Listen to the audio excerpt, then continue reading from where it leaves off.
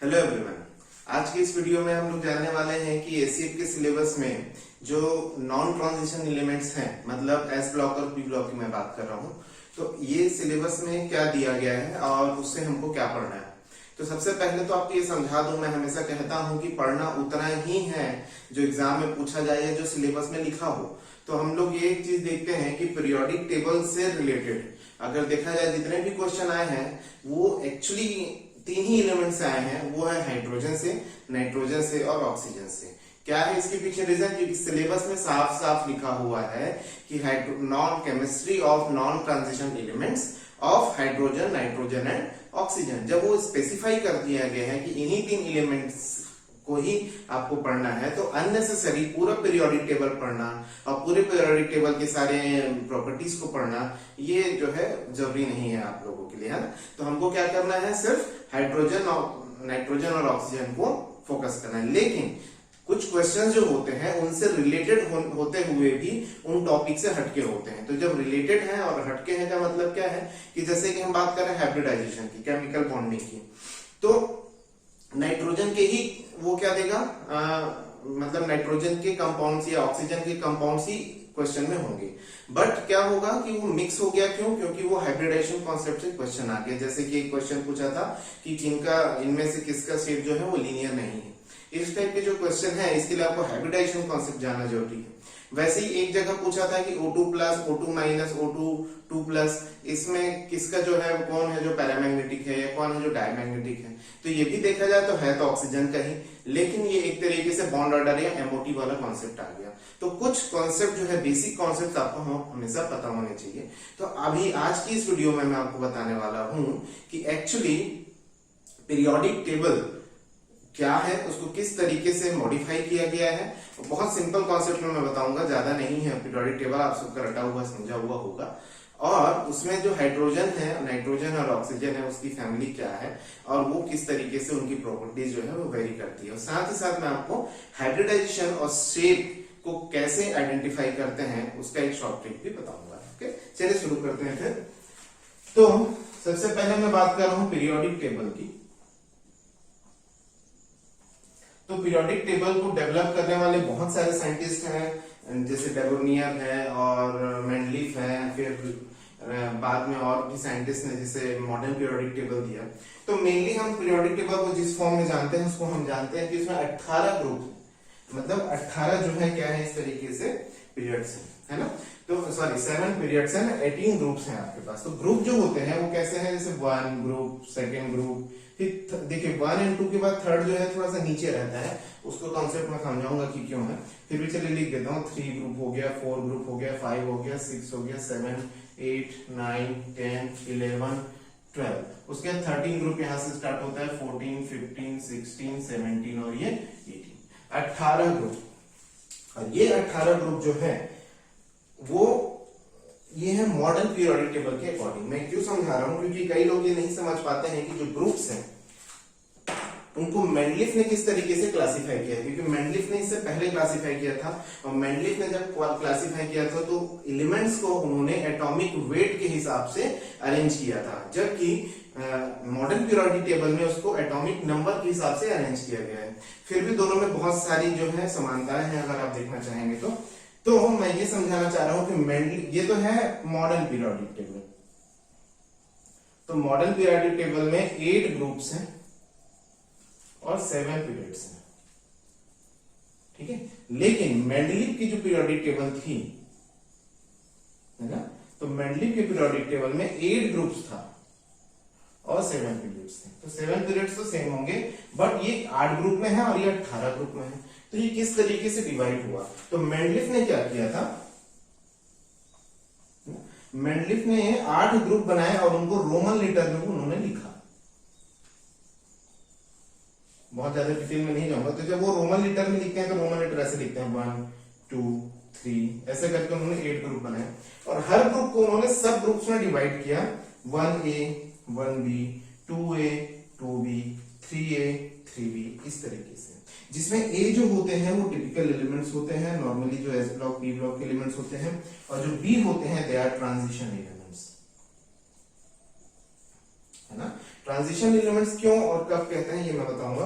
Typical element generally S और P block के elements होते हैं और यहाँ पर ये डी ब्लॉक के एलिमेंट्स होते हैं। ठीक है, तो मैं क्या समझाना चाह रहा हूँ आपको कि मेंडलीफ ने जो क्लासिफाई किया और मॉडर्न पीरियड टेबल में जो क्लासिफिकेशन है, दोनों के बीच में क्या रिलेशन। तो रिलेशन ये है कि इन्होंने तो केवल 8 ही ग्रुप बांटा, तो देखेंगे ये जो दो ग्रुप्स हैं, this is 1A and this is 2A। ए क्यों लिखा है, दे आर नॉर्मल एलिमेंट्स, है ना। तो जैसे ये A है वैसे ये भी A होंगे।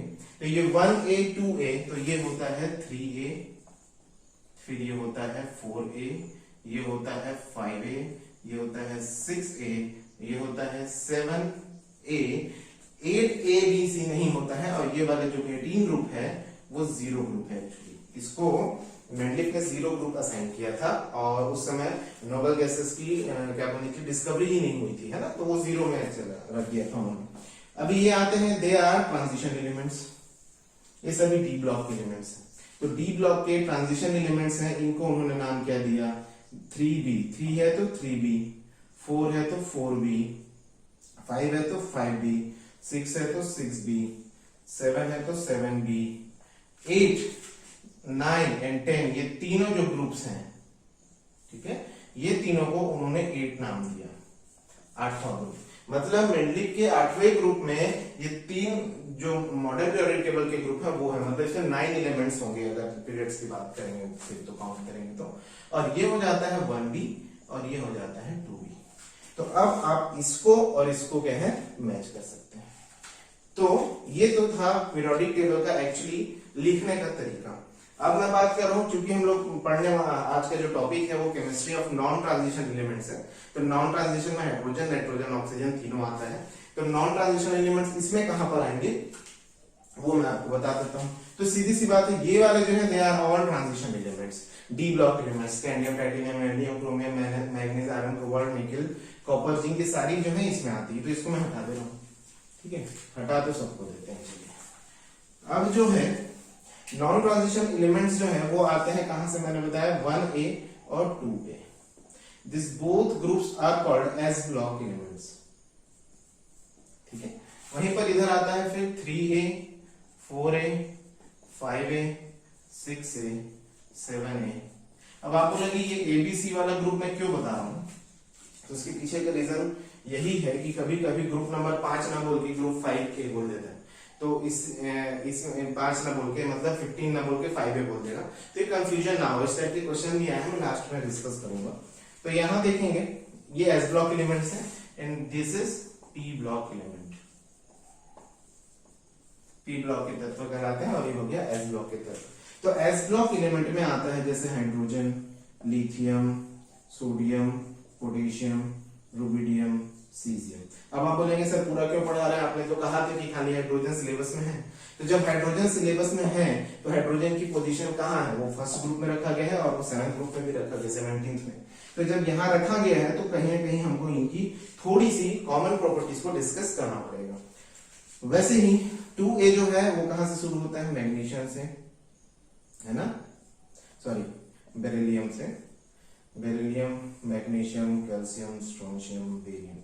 ठीक इसी तरह से ये जो ग्रुप्स हैं, ये देखिए यहाँ पर ये शुरू हो जाता है पी ब्लॉक का जो है क्या है, यहाँ से बोरान, बेरिलियम के बाद आता है क्या, boron, carbon, sorry boron, carbon, nitrogen, oxygen, fluorine, neon और ऊपर में आता है हीलियम। ठीक इसी तरह से नीचे आप देखेंगे। तो एक्चुअली अगर आपको इसको याद करना है तो याद करने के कई तरीके हैं, यूट्यूब में ऐसे कई वीडियोस हैं जिसको याद करने के तरीके बताते हैं। मैं भी एक सिंपल सा मेथड बता देता हूँ जो जनरली मैं फॉलो करता हूँ। तो बहुत सिंपल है, जैसे इसको बोलते हैं क्या, हे ली ना की रब से, लास्ट में FR आता है तो इसको बोलते हैं फरियाद। तो यहाँ क्या लिखा गया है लीना की रब से फरियाद। तो है hydrogen, lithium, sodium, potassium, rubidium, caesium, francium, है लीना की रब से फरियाद। सिंपल, एक छोटे टर्म, ऐसे कई टर्म्स है भाई, जरूरी नहीं है कि मैं जो पढ़ा रहा हूँ वही याद करना है। आपको याद करने के लिए कई तरीके हैं, यूट्यूब में कई वीडियोस हैं, आपको जो पसंद आएगा उसमें से आप याद कर लीजिए। वैसे इसको बोलते हैं जैसे कि बेटा मांगे कार, स्कूटर, बाप राजी। लास्ट में रेडियम आता है राजी। तो ये हो गया बेटा मांगे कार स्कूटर बाप राजी। तो ये हो गया एस ब्लॉक के सेकंड एलिमेंट्स, ठीक है। तो ये फर्स्ट एलिमेंट, सेकंड इन है ना, उसके कॉमन प्रॉपर्टीज की मैं बात करूंगा। अब ऐसे ये है तो ये क्या होगा, बोरॉन फैमिली कहलाता है, carbon family, nitrogen family, oxygen family, fluorine halogen family, इस तरीके से। तो बोरॉन के नीचे क्या आता है, तो this is called boron, aluminium, gallium, indium, thallium. पढ़ने का तरीका क्या होगा, आप इसको पढ़ सकते हैं बैगन, आलू, गाजर, इन, थैला। देखिए कई तरीके मैं बार बार कह रहा हूं, अपने मन से हमको जो बनाना है हमने बना दिया। बैगन, आलू, गाजर, इन, थैला। सब्जी लेने गए भाई, बैगन, आलू, गाजर, इन, थैला, सिंपल। इसी ये हो गया आपका ग्रुप 13। ग्रुप 14 में आता है कार्बन। कार्बन फैमिली को कैसे पढ़ते हैं, तो कार्बन, सिलिकॉन, जर्मेनियम, गैलियम और क्या होता है, सॉरी गैलियम यहाँ आते हैं ये। तो इसको हम कैसे पढ़ते हैं, काशी, है ना, काशी गए शंकर पार्वती, ठीक है। क्या पढ़ा हमने, काशी गए शंकर पार्वती। तो carbon, silicon, germanium, tin, lead. Tin standard है इसलिए ऐसे लिखते हैं, लेड पीबी, प्लम्बम है तो पीबी लिखते हैं, ठीक है। इसी तरीके से एन है ना, तो NPASSBBI that is nitrogen, phosphorus, arsenic, antimony, bismuth. इसको पढ़ते कैसे हैं, थोड़ा सा फनी है, नाना पाटेकर, ऐश्वर्या, सब बिहारी। देखिए इसमें मैं कोई वो कमेंट नहीं कर रहा हूं, बट ये ऐसा पढ़ते हैं, तो नाना पाटेकर, ऐश्वर्या, सब बिहारी। तो जैसा आपको इसमें ठीक लगे आप अपने हिसाब से जमा लीजिए इसको, है ना। तो उसके बाद में बात करता हूं ऑक्सीजन फैमिली की। तो ऑक्सीजन में क्या आता है, OSA-TPO। OSA-TPO ऐसे भी पढ़ सकते हैं इसको, OSA-TPO। तो ये क्या है, oxygen, sulphur, selenium, tellurium, polonium. ये क्या, फ्लोरीन, क्लोरीन, ब्रोमीन, आयोडीन, एस्टेटिन, ये सबको याद रहता है वैसे जनरली, क्यों, फिर कल बाहर आई आंटी, या fluorine, chlorine, bromine, iodine, एस्टेटिन, simple, ये हैलोजन फैमिली है। उसी तरह से क्या बोलना चाहिए, लास्ट के नोबल गैसेस हैं। बट सिलेबस की मैं फिर से बात कर रहा हूँ भाई, सिलेबस में इतना सारा कुछ नहीं है, बट थोड़ा पीरियोडिक टेबल क्या होता है, कैसे होता है, क्या लिखते हैं, वो आपको पता होना चाहिए। अभी मैं बात कर रहा हूँ इसमें जो हमारे काम की चीज है वो क्या है, तो हमारे काम की चीज है हाइड्रोजन, नाइट्रोजन और ऑक्सीजन। तो बाकी फैमिली से कोई खास हमको लेना देना भी नहीं, क्वेश्चन भी नहीं से पूछे जाने हैं, तो हमको ये चीजें याद होनी चाहिए। और एक कॉमन चीज क्या है इन सभी में, वो मैं आपको बता देता हूँ। इनका जो इलेक्ट्रॉनिक कॉन्फ़िगरेशन है वो अरेंज किया गया है इसी ऑर्डर में। तो इलेक्ट्रॉनिक कॉन्फ़िगरेशन का मतलब क्या होता है कि इनके बैलेंस सेल के लास्ट जो सेल होते हैं जिनको हम लोग क्या बोलते हैं, बैलेंस सेल। तो बैलेंस सेल में जो इलेक्ट्रॉन्स होंगे वो कितने होंगे, this is called first group. तो ये होता है NS1, जैसे इसका 1s1, 2s1, 3s1, 4s1। ये n क्या है, n is 1 for this, 2 for this, 3, 4, 5, 6, 7, 7 period है। n is the number of period। तो जिस पीरियड में हम रख रहे हैं, जैसे K, पोटेशियम की क्या कॉन्फ़िगरेशन होगी, तो n की वैल्यू 4, s की वैल्यू 1, तो 4s1 इस तरीके से। वैसे इसका होता है NS2, फिर इसका क्या होता है NS2 NP1, फिर इसका NS2 NP2, फिर इसका NS2 NP3, इसका NS2 NP4, NS2 NP5 and this is NS2 NP6। तो हमको भी इसके इससे मतलब था, तो नाइट्रोजन ऑक्सीजन इनका जो इलेक्ट्रॉनिक कॉन्फ़िगरेशन है वो क्या है NS2 NP3 और इसका क्या है NS2 NP4। तो देखिए मैंने आपको जो अभी बताया वो था पीरियोडिक टेबल लिखते कैसे हैं।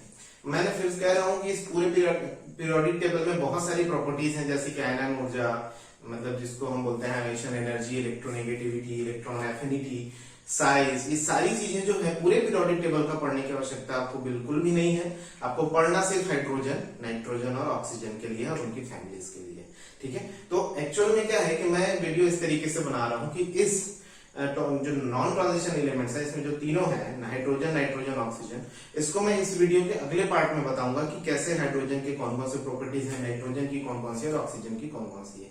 ये अलग अलग पार्ट्स में आपको मैं बताऊंगा। आज मैं आपको बता रहा हूं जो इन तीनों में कॉमन है, वो कॉमन चीज ये है कि इनकी बॉन्डिंग कैसे होती है, किसको आयनिक बॉन्ड बोलते हैं, किसको मेटेलिक बॉन्ड, है ना। और मैं ये बताने वाला हूँ कि कोवलेंट बॉन्ड जो होता है उसमें जो हाइब्रिडाइजेशन होती है उससे जो शेप निकल के आता है किसी मॉलिक्यूल का, क्योंकि वो हाइड्रोजन का भी हो सकता है, नाइट्रोजन का भी, ऑक्सीजन का भी। तो हम जो बात कर रहे हैं ये कि जो शेप है वो एक्चुअली कैसा होता है और उसको कैसे आइडेंटिफाई करते हैं, तीनों में कॉमन है। इंडिविजुअली, सेपरेटली, हर एक एलिमेंट का जो बताऊंगा मैं नेक्स्ट वीडियो में बताऊंगा। इस वीडियो में मैं आपको बता रहा हूँ किसके बारे में, हाइब्रिडाइजेशन जो कॉमन प्रॉपर्टीज है उनकी। एक और बात आपको बताना चाहूंगा, जैसे आप जान चुके हैं कि एस ब्लॉक एलिमेंट्स है ना, S block elements are metal actually, ठीक है, and P block elements are non metals. और वहीं पे जो D block element they are called transition metals, है ना। तो मेटल एंड नॉन मेटल, तो ध्यान रखेंगे जब S और S के बीच की बॉन्डिंग हो, मतलब एक S ब्लॉक का एलिमेंट S ब्लॉक के एलिमेंट के साथ बॉन्डिंग करेगा तो वो कहलाएगा मेटेलिक बॉन्ड।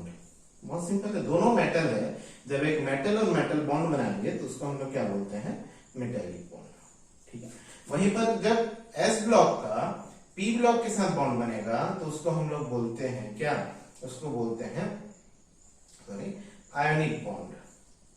आयनिक बॉन्ड क्यों बोलते हैं, क्योंकि इसमें एक मेटल जो है वो एक नॉन मेटल के साथ बॉन्ड बना रहा है। तो मेटल की टेंडेंसी क्या होती है, पॉजिटिव आयन बनाने की, और नॉन मेटल की टेंडेंसी क्या होती है, नेगेटिव आयन बनाने की। तो एक पॉजिटिव नेगेटिव के बीच में किस टाइप का बॉन्ड बनेगा, आयनिक बॉन्ड। बहुत सिंपल है। वहीं पे पी ब्लॉक और पी ब्लॉक के एलिमेंट जैसे हाइड्रोजन और ऑक्सीजन के बीच की बॉन्डिंग होती है, हाइड्रोजन भी नॉन मेटल है, भले ही उसको एस ब्लॉक में रखा गया, बात ध्यान में रखेंगे। ऑक्सीजन और क्लोरीन के बीच की बॉन्डिंग होती है, क्लोरीन फ्लोरीन के बीच की बॉन्डिंग होती है, कार्बन और क्लोरीन के बीच की बॉन्डिंग होती है। ये सारी बॉन्डिंग जो है वो कोवेलेंट बॉन्डिंग है, ठीक है। और क्योंकि ये नॉन मेटल और नॉन मेटल के बीच की बॉन्डिंग, दे आर कोवेलेंट। तो ये होता है मेटेलिक बॉन्डिंग, आयनिक बॉन्डिंग और कोवेलेंट बॉन्डिंग, सिंपल। अब मैं आपको ये बताना चाह रहा हूं कि जब इनके बीच में बॉन्डिंग होती है तो जनरली हम अभी आयनिक और मेटेलिक की बात ना करके कोवेलेंट बॉन्ड की बात कर रहे हैं। इसमें कुछ ऐसी थ्योरीज हैं जैसे कि बीबीटी वैलेंस बॉन्ड थ्योरी होता है, एमओटी मॉलिक्यूलर ऑर्बिटल थ्योरी होता है, हाइब्रिडाइजेशन का कॉन्सेप्ट होता है, this is not a theory, this is a concept. और इसके अलावा जैसे कि VSEPR का कॉन्सेप्ट होता है, ये सारी चीजें जो है वो है इसमें कोवेलेंट बॉन्डिंग। तो वही मैं आपको बताना चाह रहा हूं कि जब कोवेलेंट बॉन्डिंग होती है तो किस तरीके से उनका शेप आइडेंटिफाई करते हैं, ठीक है। तो सबसे पहले हाइब्रिडाइजेशन को समझ, मैं हाइब्रिडाइजेशन का फॉर्मूला नहीं बताऊंगा, हाइब्रिडाइजेशन को मैं आपको डेफिनेशन नहीं बता रहा हूं भाई। हाइब्रिडाइजेशन में ये बताना चाह रहा हूं कि कोई मॉलिक्यूल जब बनता है तो उसकी हाइब्रिडाइजेशन हमको कैसे आइडेंटिफाई करनी है, ठीक है। जैसे आप सभी जानते हैं, वेल नोन एग्जांपल मैं ले रहा हूं, आप सभी जानते हैं कि CH4 मीथेन ऑर्गेनिक कंपाउंड है, कार्बन की वैलेंसी 4 होती है, और ये जो है वो क्या है, किस टाइप का मॉलिक्यूल है, ये sp3 हाइब्रिडाइज्ड मॉलिक्यूल है। इसका जो शेप है वो टेट्राहेड्रल होता है, ठीक है। There is a difference, small difference between structure and shape. Structure क्या चीज है और शेप क्या चीज है, दोनों में क्या डिफरेंस है मैं अभी आपको समझाऊंगा थोड़ी देर में। तो टेट्राहेड्रल जो है इसका आप स्ट्रक्चर भी बोल सकते हो, जियोमेट्री, स्ट्रक्चर की बजाय जियोमेट्री बोलना बेहतर होगा, और शेप भी बोल सकते हैं, दोनों है, दोनों ही इसका क्या है, टेट्राहेड्रल है, CH4 का, सब जानते हैं। तो ये फाइंड करते कैसे हैं, निकालने के बहुत सारे कन्वेंशन तरीके, शॉर्ट ट्रिक्स हम कैसे पता करेंगे। तो सबसे पहले तो ये जो मैंने ग्रुप्स बताए थे उसमें उनकी वैलेंसीज भी छिपी हुई है, तो वैलेंसीज आपको ध्यान में होनी चाहिए। जैसे कि बोरॉन फैमिली की वैलेंसी जो होती है ना, वो 3 होती है, कार्बन की वैलेंसी 4 होती है, नाइट्रोजन की वैलेंसी क्या होती है, 3 होती है, फास्फोरस की सॉरी ऑक्सीजन की वैलेंसी जो है वो 2 होती है। इस तरीके की चीजें जो है हमको आगे वो करनी है। तो ये जो वैलेंसीज हैं यहीं से हम लोग क्या पता करेंगे, इनकी वैलेंसी जो है, ये ऑक्सीजन की वैलेंसी 2 होती है, उसके नीचे सल्फर, उसकी वैलेंसी कितनी होती है, 6 होती है। जब वैलेंसी हमको पता है कि उनके वैलेंस सेल में, वैलेंसी मतलब वैलेंस सेल में कितने इलेक्ट्रॉन है जिससे वो बॉन्ड बना सकता है, दैट इज वैलेंसी। तो हम लोग बात करेंगे, ये हमको पता है, तो उसके बेस पे किस तरीके से हाइब्रिडाइजेशन और शेप हम लोग निकालने वाले हैं, ठीक है। तो सबसे पहली बात ध्यान देंगे हम लोग, उनके एक्चुअली होता क्या है कि एक इलेक्ट्रॉन पेयर होता है जिसको, है ना, इलेक्ट्रॉन पेयर 2 चीजों से मिलकर बना होता है, एक बॉन्ड पेयर और एक लोन पेयर। तो मैं एक समझाना चाहता हूं, तो क्या करना है आपको, सबसे पहले काउंट करना है इलेक्ट्रॉन पेयर कितने हैं, है ना। तो हमको क्या क्या चीजें देखनी है, सबसे पहले हमको देखनी है बॉन्ड पेयर, फिर हमको देखनी है लोन पेयर, फिर हमको वहां से देखनी है क्या उसकी इलेक्ट्रॉन पेयर कितनी है, फिर वहां से हमको पता चल जाएगा इसका हाइब्रिडाइजेशन क्या है और उसका शेप भी पता चल जाएगा। ठीक है, ये हम लोग मैं एक टेबल बना देता हूँ। चलिए, कोई सबसे छोटा मॉलिक्यूल जो होगा उसमें 2 बॉन्ड तो होंगे मिनिमम, 2 बॉन्ड की जो भी मॉलिक्यूल होगी, तो बॉन्ड पेयर अगर 2 है और उसमें लोन पेयर एक भी नहीं है, ये पहला ऑप्शन, तो इसमें 2 इलेक्ट्रॉन पेयर। अभी आपको समझ में नहीं आ रहा होगा भाई ये इलेक्ट्रॉन पेयर क्या है, बॉन्ड पेयर क्या है, लोन पेयर क्या है, तो मैं अलग से लिख देता हूँ। जैसे कि आपने अमोनिया का नाम तो सुना है, NH3, ठीक है, सब स्ट्रक्चर भी जानते हैं, पिरामिडल होता है ऐसा, सब जानते हैं। तो यहाँ पर बॉन्ड पेयर का मतलब बॉन्डिंग इलेक्ट्रॉन्स और लोन पेयर का मतलब जिन्होंने बॉन्ड नहीं बनाया है। तो आप बताएंगे इसमें बॉन्ड पेयर कितना है भाई, 3 है, लोन पेयर कितना है भाई, 1 है। ऐसे ही सारे मॉलिक्यूल्स को निकालना है। तो मैं बता रहा हूँ धीरे धीरे, पहले मैं ये एक कॉन्सेप्ट जनरेट कर रहा हूँ हाइब्रिडाइजेशन और शेप का, मैं आपको बताना चाह रहा हूँ। बॉन्ड पेयर 2 है, लोन पेयर 0 है, इलेक्ट्रॉन पेयर कितना होगा 2, क्योंकि दोनों को हमने बॉन्ड पेयर मतलब सीधे सीधे सिग्मा बॉन्ड की बात कर सकते हैं। ठीक है, तो sigma bond, yes, sigma bond plus lone pair, हम पाई बॉन्ड को काउंट नहीं करेंगे। तो 2 है तो इलेक्ट्रॉन पेयर भी क्या होगा 2, और 2 है तो हमको 2 ही ऑर्बिटल की जरूरत पड़ेगी। हमारे पास कितने ऑर्बिटल्स हैं बॉन्ड बनाने के लिए, एक s ऑर्बिटल है, p है ना, s p के 3 ऑर्बिटल है, d के 5 ऑर्बिटल है, फिर f ऑर्बिटल है, f के 7 ऑर्बिटल है, इस तरीके से। तो हमारे पास इतने सारे ऑर्बिटल्स हैं, हमको जरूरत कितने की है 2 की है।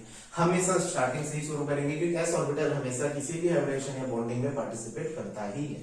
तो इसका हाइब्रिडेशन क्या होगा, एक तो हो गया s, अगला ऑर्बिटल क्या होगा p, तो ये कौन सा हाइब्रिडेशन हो गया sp, और sp हाइब्रिडेशन हो गया, 2 ही इलेक्ट्रॉन पेयर में 2 ही बॉन्ड बनने हैं।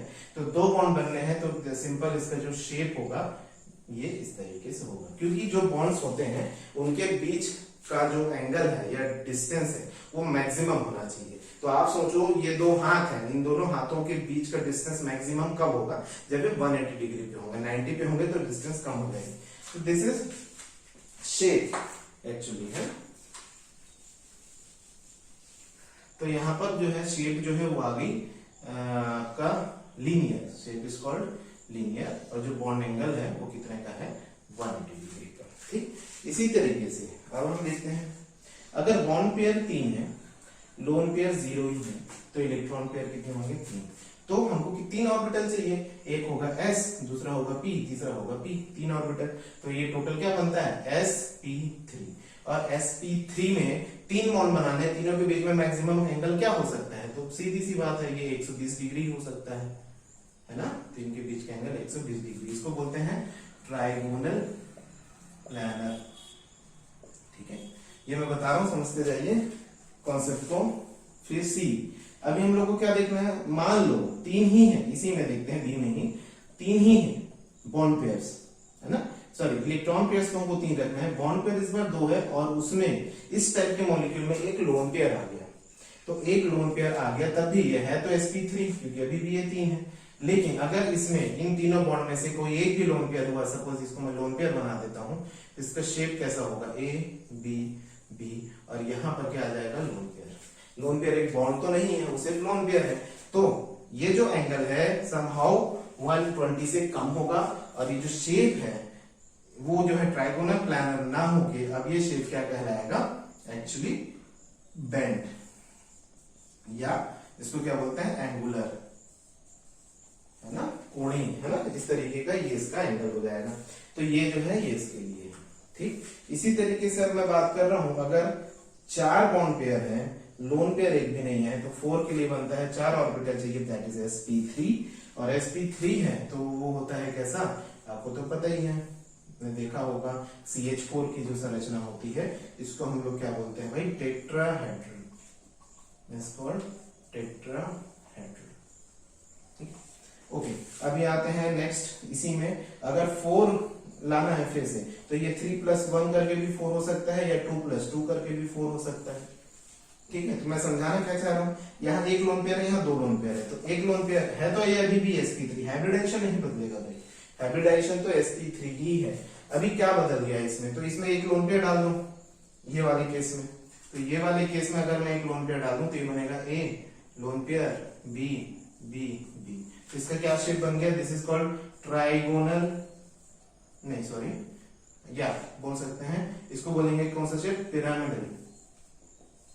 कौन सा शेप बोलेंगे, pyramidal. Pyramidal is a shape but इसकी जो जियोमेट्री है वो टेट्राहेड्रल है, क्योंकि ये टेट्राहेड्रल से ओरिजिन हुआ है। तो ध्यान रखेंगे जियोमेट्री हमेशा जो है वो ओरिजिन होती है कि वो किस ओरिजिन से आया है, बाद में उसकी शेप क्या हो गई है वो अलग चीज है। तो जियोमेट्री इसकी टेट्राहेड्रल है बट उसकी जो शेप है वो क्या हो चुकी है, यहाँ पर पिरामिडल हो चुकी है। ठीक है, इसी तरीके से ये वाले के केस में हम लोग अगर देखें तो इसमें आप देखेंगे दो दो है, तो दो लोन पेयर आ गए इसी मॉलिक्यूल में, जैसे कि H2O में होता है, तो ये हो जाएगा A, B और B, दो लोन पेयर है। तो ये कौन सा शेप हो गया, एंगुलर शेप, जो बैंड शेप बोलते हैं ना वो। यही तो क्वेश्चन में पूछा हुआ, तो यही हमको फाइंड करना है, कैसे फाइंड कर रहे हैं वही मैं आपको बता रहा हूँ। ठीक है, इसका स्क्रीनशॉट ले लीजिए, फिर मैं इसको मिटाता हूँ, है ना। ओके, तो अब हम आगे बात करते हैं इसी में, और आगे की बात है और कौन से शेप की बात कर रहे हैं। तो नेक्स्ट जैसे डी नंबर में बता रहा हूं। ओके, तो अभी हम लोग बात की sp3 की। अब 5 अगर हो गए तो bond pairs plus lone pair हम बात कर रहे हैं। तो बॉन्ड पेयर 5 है, लोन पेयर 0 है, तो ये इलेक्ट्रॉन पेयर कितना होगा, 5 होगा। तो जब इलेक्ट्रॉन पेयर 5 होगा तो हमको क्या शेप मिलेगा, ये टेबल आपको याद कर लेना है, समझना नहीं आ रहा है तो भी कोई दिक्कत नहीं, ये जो पोर्शन है वो याद कर लेना है। मॉलिक्यूल्स का कैसे देखेंगे मैं आगे बताऊंगा आपको भी, है ना। तो ये इलेक्ट्रॉन पेयर कितना हो गया, 5। तो 5 के लिए हमको शेप चाहिए, है ना। तो सबसे पहले तो हाइब्रिडेशन क्या होगा, sp3d। क्यों हुआ, 5 चाहिए, एक s 3p और एक d, 5 ऑर्बिटल हमको मिल गए। sp3d का शेप कैसा होगा, तो इसका शेप होता है ऐसा, इसको बोलते हैं ट्राइगोनल बाइपिरामिडल। पिरामिडल क्यों, ट्राइगोनल तो एक शेप हो गया, और ट्राइगोनल के ऊपर ऐसा और ट्राइगोनल के नीचे ऐसा, तो दो पिरामिड बनते हैं, इसको बोलते हैं ट्राइगोनल पिरामिडल शेप, ऐसा है ना। तो sp3d मॉलिक्यूल हो गया, और ये जो शेप हो गया this is called trigonal bipyramidal. अभी हम लोग इसी की क्या बात करेंगे, शेप की, जब इसमें लोन पेयर आ जाएगा। अब मान लो 5 ही तो हमको बार बार करना है, तो ये हो जाएगा या तो 4+1, 3+2 या 2+3, ये भी हो सकता है। 5 सभी केस में हाइब्रिडेशन क्या होगा, sp3, सभी केस की ज्योमेट्री क्या होगी, ट्राइगोनल बाइपिरामिडल, बट सभी का शेप अलग अलग होगा। तो शेप कैसे अलग अलग होगा, एक लोन पेयर आ गया, अगर इसमें एक लोन पेयर आ गया तो हम कहाँ रखेंगे, ऑब्वियसली यहाँ रख देंगे। तो जब हम एक लोन पेयर यहाँ रख देंगे इस केस में, तो ये कैसे दिखेगा, A B B B और ये B, के टाइप का दिख रहा है, एक्चुअली के नहीं है, दिस इज कॉल्ड सी शॉ। जैसे गार्डन में जो झूले लगे थे ना पार्क में बच्चों के लिए, इस तरीके से झूलने वाला, और नीचे ये ऐसा होता है, ये देखिए, ये ऐसा है ना। तो दिस इज कॉल्ड के शेप, मतलब के नहीं, सॉरी, सी शॉ शेप। तो ये शेप कहलाता है सी शॉ।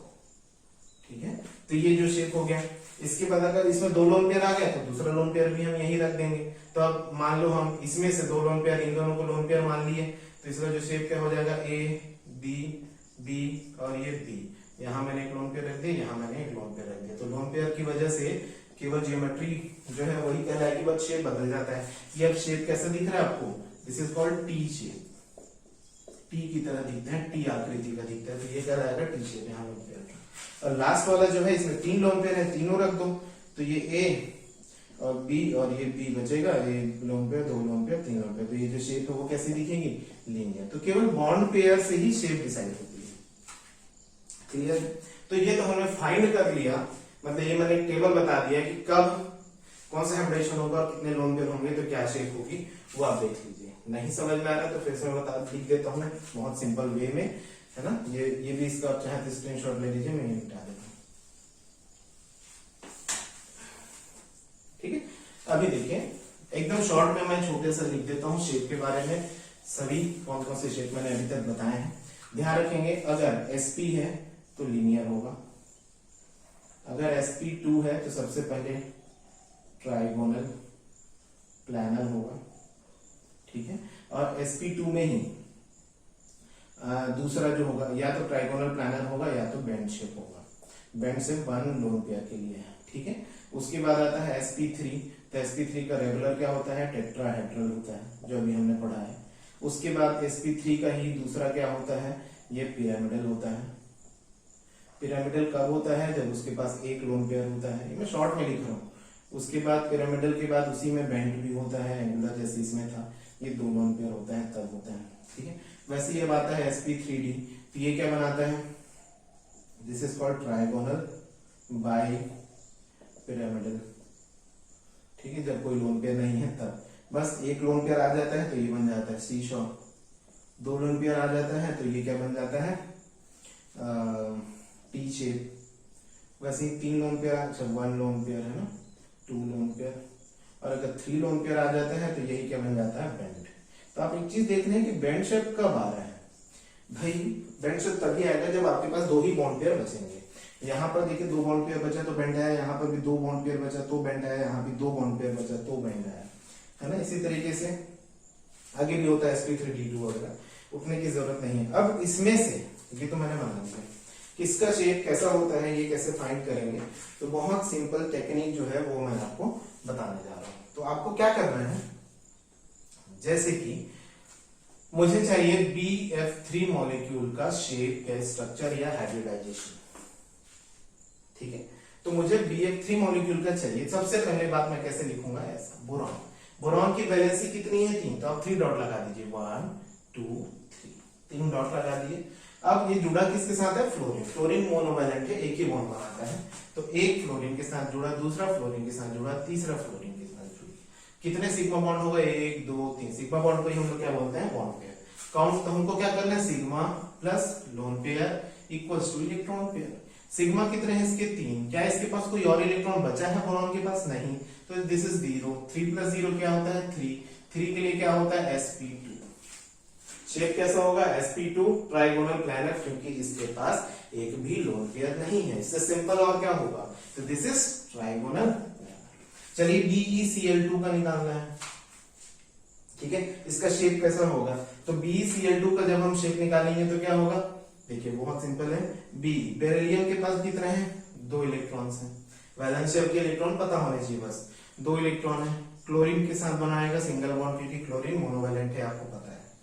तो जब ये सिंगल बॉन्ड बनाएगा तो 2 सिग्मा हो गए, और कोई इलेक्ट्रॉन बचा क्या, बेरिलियम के पास नहीं बचा है, तो सिग्मा हो गए 2, लोन पेयर हुआ 0, फिर हो गया 2, 2 के लिए क्या होता है sp, 2 ऑर्बिटल होता है s और p, sp ऑर्बिटल वाला कैसा होता है, हमेशा लीनियर, तो इसका जो शेप होगा वो क्या होगा, लीनियर, एंगल कितना होगा 180 डिग्री। CH4 बताना है ना, कार्बन के पास वैलेंसी 1 2 3 4 की होती है, 4 हाइड्रोजन जोड़ दीजिए इसमें, सिंपल हमको एक एक करके ही जोड़ देना है, 4 हाइड्रोजन जोड़ते ही इसका जो शेप है वो क्या होगा, सीधी सी बात है, सिग्मा कितने हैं 4, लोन पेयर कितने हैं 0, बनेगा क्या 4, 4 के लिए क्या बनता है sp3, sp3 कैसा होता है टेट्राहेड्रल, ये देखिए। अब आप बोले इनकी बात तो अब कर ही नहीं है, चलिए इनकी भी बात कर लेते हैं भाई, है ना। बात करते हैं जैसे SO2 की, ऑक्सीजन डाइवैलेंट है, ध्यान रखेंगे। सल्फर के वैलेंस शेल में कितने इलेक्ट्रॉन, 1 2 3 4 5 6 इलेक्ट्रॉन, 2 ऑक्सीजन है, एक ऑक्सीजन 2 इलेक्ट्रॉन लेता है, ऑक्सीजन ऑक्सीजन, अब ये बच गया। अब इसमें अब आप देखिए इस स्ट्रक्चर में आप इसका कैसे निकालेंगे, तो यहाँ एक सिग्मा बॉन्ड है, एक पाई है, ये भी एक सिग्मा है, एक पाई है, ऑक्सीजन एक सिग्मा और एक पाई बॉन्ड बनाते हैं, और ये एक लोन पेयर बचा हुआ है। सिग्मा बॉन्ड कितना हुआ 2, देखिए ध्यान से, सिग्मा बॉन्ड कितना हुआ 2, लोन पेयर कितना हुआ 1, टोटल कितना हुआ 3, 3 के लिए क्या होता है sp2, ठीक है। sp2 में अगर एक लोन पेयर है तो शेप कैसा होता है, बेंड शेप, तो इसका जो शेप होगा वो क्या होगा, बेंड, ठीक है। वैसे ही किसका होता है, ओजोन का होता है। आप ओजोन की बात की, क्यों O3, तो इन दोनों में सेम क्या है, सेम ये है कि ये O3 जो है ओजोन एक्चुअली क्या है OO2 है, जैसे ये SO2 है वैसे ये OO2 है, और ऑक्सीजन सल्फर के जैसा ही तो है, ठीक है। ऑक्सीजन के बैलेंस में भी 6 इलेक्ट्रॉन होता है, सल्फर के बैलेंस में भी 6, तो सेम तरीके से ये भी कौन सा शेप होता है, बेंड शेप होता है। आपको कुछ क्लियर हो रहा है जो मैं बताना चाह रहा हूँ, किसका आपको शेप निकालना है, किसी का भी आप निकाल सकते हैं, जैसे मुझे निकालना है ClF3 का शेप, ठीक, चलिए निकालते हैं। क्लोरीन के बैलेंस में 1 2 3 4 5 6 7 इलेक्ट्रॉन्स होते हैं, फ्लोरीन 3 ही है ना, तो 1 फ्लोरीन 2 फ्लोरीन 3 फ्लोरीन, अब बताइए सिग्मा कितने हैं, 1 sigma, 2 sigma, 3 sigma. Lone pair कितना है, 1 लोन पेयर और ये 2 लोन पेयर। लोन पेयर मतलब 2 इलेक्ट्रॉन आपको अलग से रखने हैं, तो वो ये हो गया। रखने मतलब बचेगा उसी को काउंट करना है। अब इसमें देखिए 3 सिग्मा है प्लस 2 लोन पेयर है। 3 + 2 का क्या बनता है 5। 5 के लिए हाइब्रिडाइजेशन क्या होती है, sp3d, सब बताया हुआ। sp कब बनता है 2 के लिए, sp2 कब बनता है 3 के लिए, sp3 कब बनता है 4 के लिए, sp3d कब बनता है 5 के लिए। sp3d इसका क्या हो गया हाइब्रिडाइजेशन। अब sp3d में लोन पेयर कितने हैं 2। लोन पेयर का शेप कैसा होता है टी शेप। इसका जो शेप होगा वो कैसा होगा टी शेप। देखोगे तो CnH3 दिखने में ऐसा होगा, ठीक है।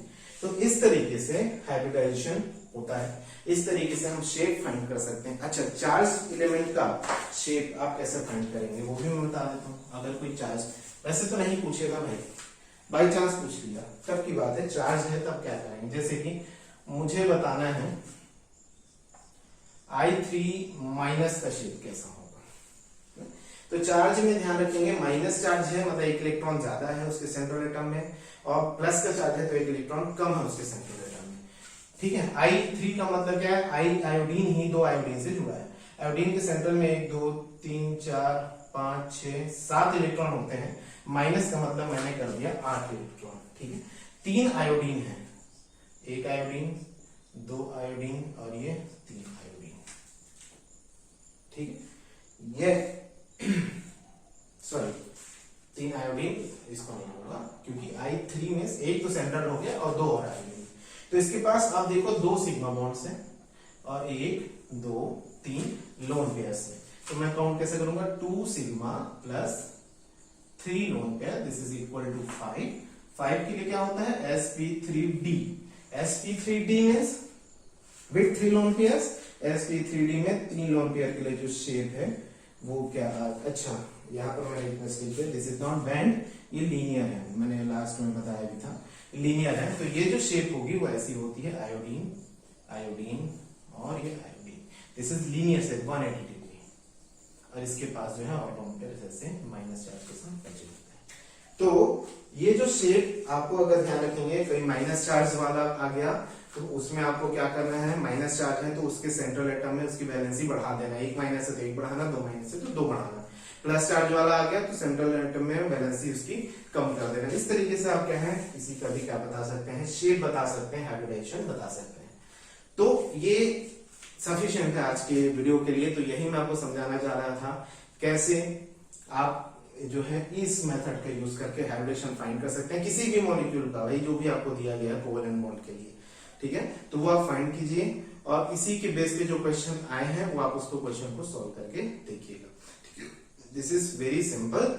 और आपको क्या करना है, हाइब्रिडेशन से रिलेटेड जो भी आपको क्वेश्चन मिलता है आप उसको सॉल्व कीजिए। लेकिन मोस्ट प्रोबेबली जो क्वेश्चन आएंगे वो नाइट्रोजन, ऑक्सीजन और हाइड्रोजन से रिलेटेड कंपाउंड्स के ही आएंगे, इसके लिए मैं श्योर हूं, ठीक है। फिर भी आपको और पढ़ना है तो आप पढ़ सकते हैं, कोई दिक्कत नहीं है, ठीक है। तो बने रहिए चैनल पे। और मैं अब नेक्स्ट पार्ट में इसी का, ये this is the part 1 of non transition chemistry of non transition elements. इसके बाद में सेकंड पार्ट में बताऊंगा हाइड्रोजन, नाइट्रोजन और ऑक्सीजन की प्रॉपर्टीज के बारे में और वो उन क्वेश्चंस के बारे में जो उससे रिलेटेड पूछे गए हैं और पूछे जा सकते हैं। Okay, thank you so much.